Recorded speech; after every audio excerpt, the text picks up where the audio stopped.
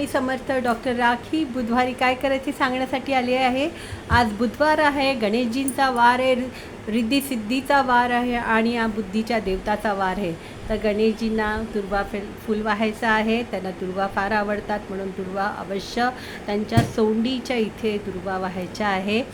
हिरवी इलायचीचा भोग आणि साखरेचा भोग त्यांना द्यायचा आहे.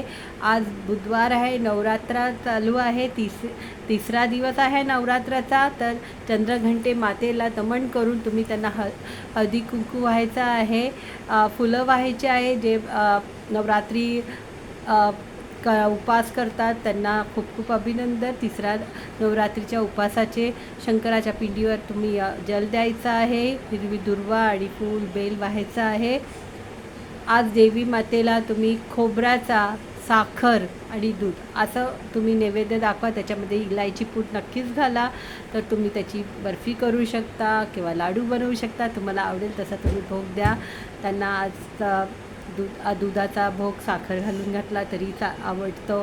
तर अशा प्रकारे आज तुम्ही द्या. दिव्यामध्ये 2 लवंग घाला, कारण आज आपला लवंग हा शक्तीचाच प्रतीक मानला जातो आणि आपल्या दिव्यामध्ये 2 लवंग आज घालायचे आहे.